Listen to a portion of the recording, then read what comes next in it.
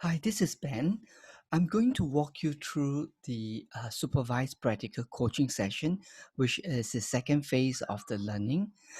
The first session of the supervised practical session will be starting on the 11th of May, and there are two different time slots, the 3 p.m. and the 8:30 p.m. And there are almost more than 70 different slots, ending somewhere near to the end of June. Let me just first share with you what's the learning outcome of the supervised practical coaching sessions. What we are interested is to help our students to map the theory that you've learned in the class. As you can see, it's very challenging to grasp the principles and the transformative shift concepts. Now we need something solid like a case study and how the story is played out in a real time to understand how the shift can be created. So the supervised practical coaching session is the extended version of the learning lab.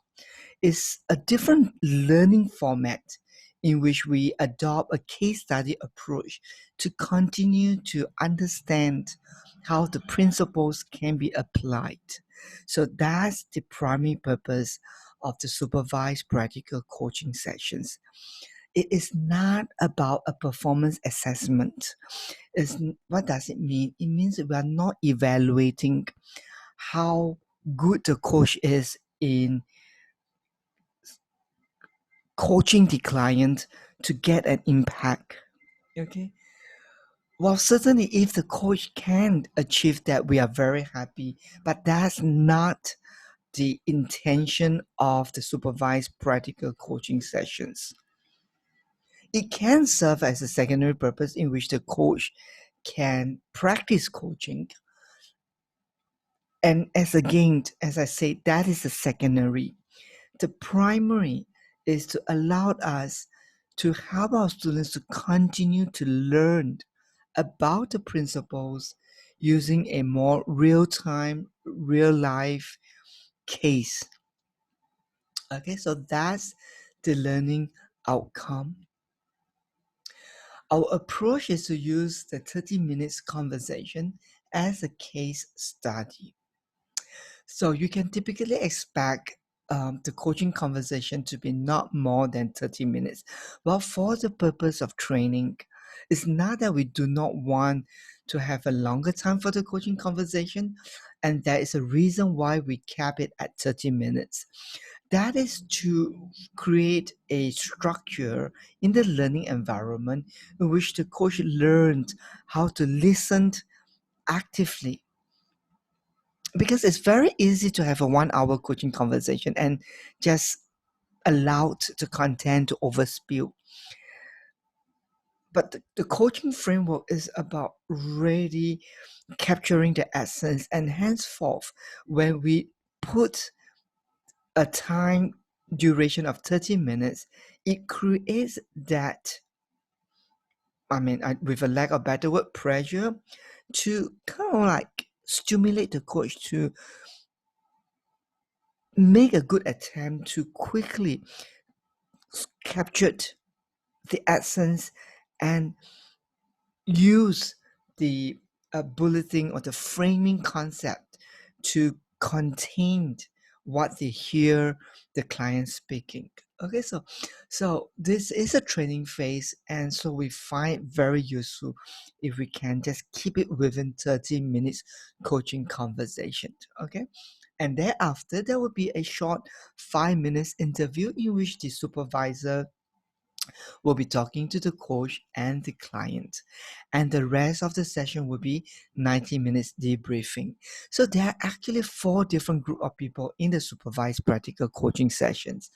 We have the coach, we have the clients, in which all of you has received the schedule where you have been assigned as a coach and the client. We have the supervisor, and the fourth group is the observer. Okay, so the learning is not just for the coach or the client. The learning is designed for the observer. Okay, that you will observe the conversation and then enjoy the debriefing, that's provided by the supervisor, and the learning will be drawn from the case study itself.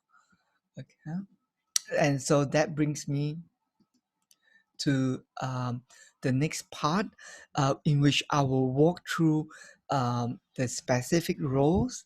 The coach, remember, this is a platform for you to apply and experiment with what you have learned in the class. Now, let me emphasize again, experiment with what you have learned in the class. Now, in the learning lab, we have taught you certain principles and how you can create the coaching process.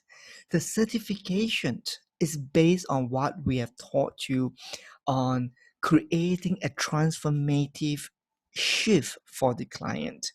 So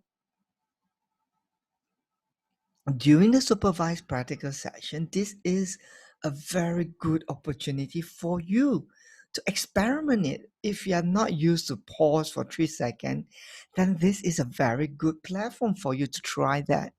If you are not used to create bullets and framing the content, this is the best platform to do it.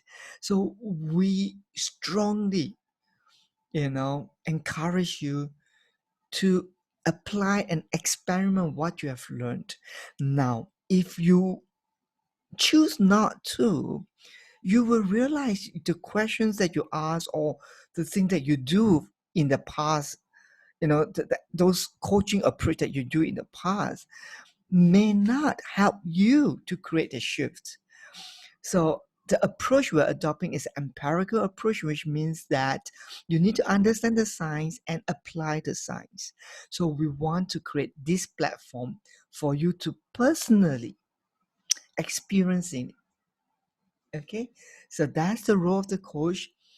Apply, experiment what we have taught you in the class. Now, let me now turn the attention to the client, which is the most important part of this entire learning session, because our learning really depends on the topic that you bring to the table. So we really urge you to take time to think about the topic that you like to work on. Again, as I said, it doesn't have to be a deep issue, a problem that is haunting you. You can talk about things like you want to gain clarity, or things that's not making sense for you, or things that you have never taught before, but you just want that thinking space to be able to talk about it. Or indeed, you have some pressing situation to deal with and you like to kind of seek some support around it. That would be good. All that we need you to think about is, you know, is that you know the drill. You know what is it that we want out of the learning outcome. So you make the best decision to see whether that topic gives the coach the breadth and the depth to apply the concept that they've learned in the class.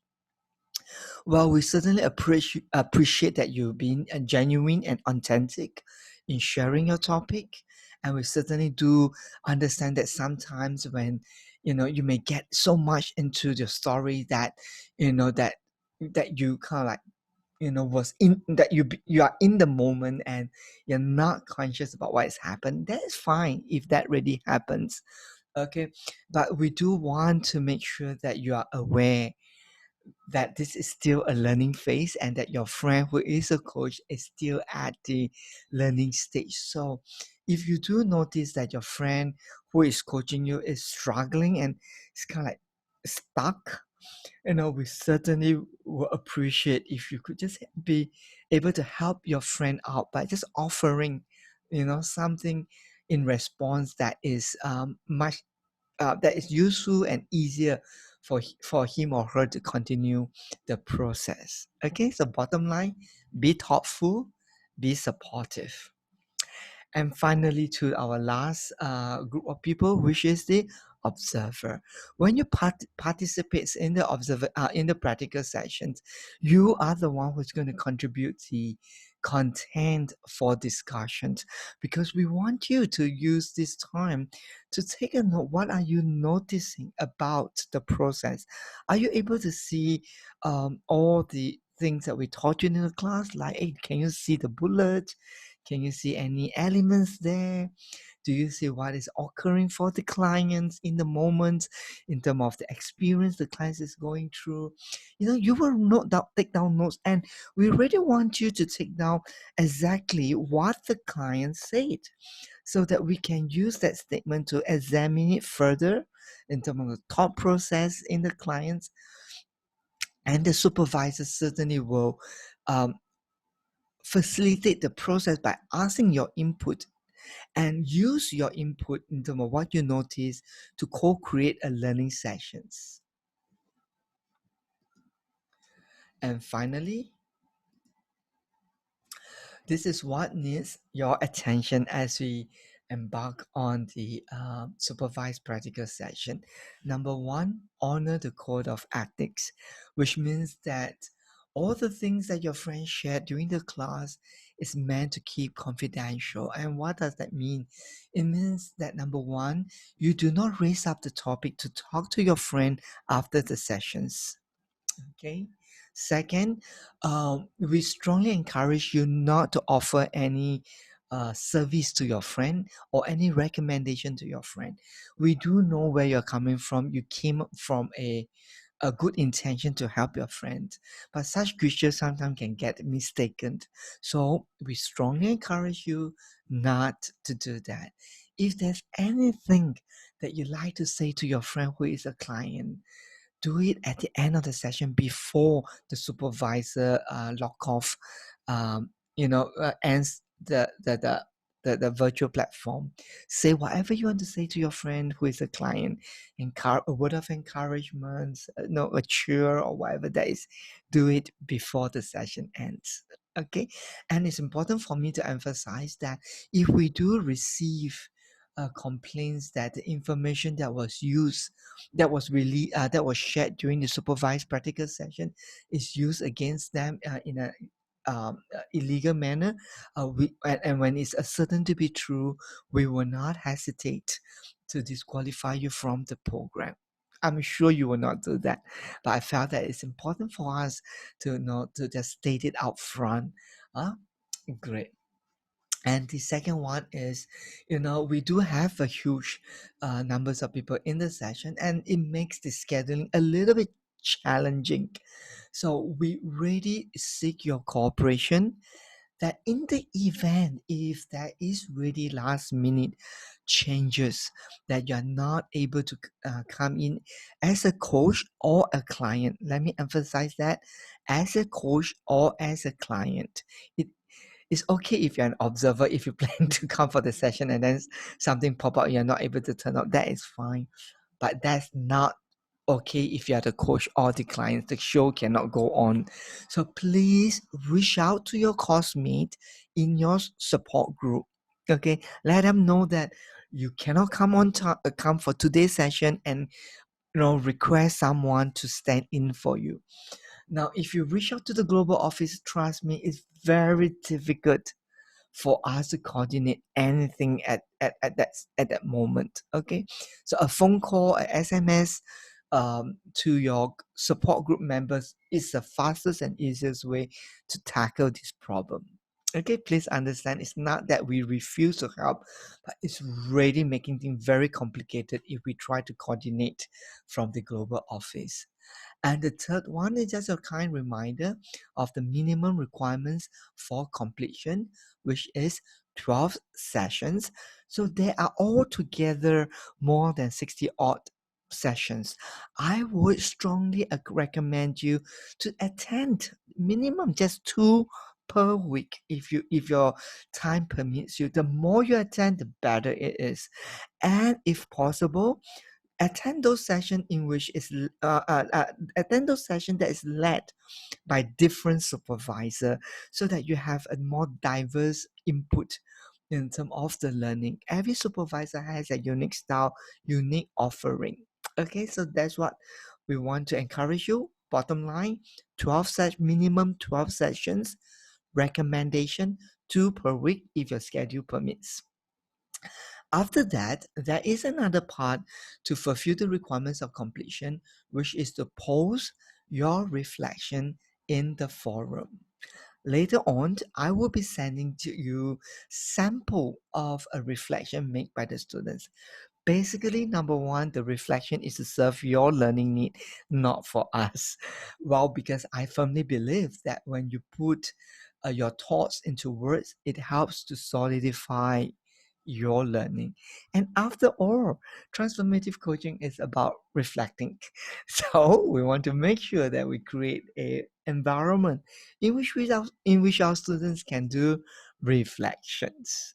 Okay, so it would be useful to attend to post your reflection on those sessions that you attend, because you hear about the debrief, you got some basic input around what is the learning around that case study.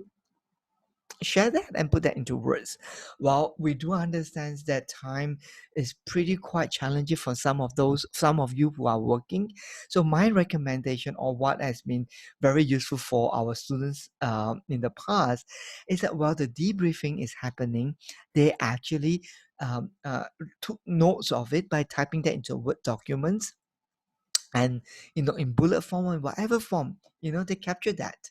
And then after the session finished, they look at the Word documents, arrange it a little bit, copy and paste the text onto the forum.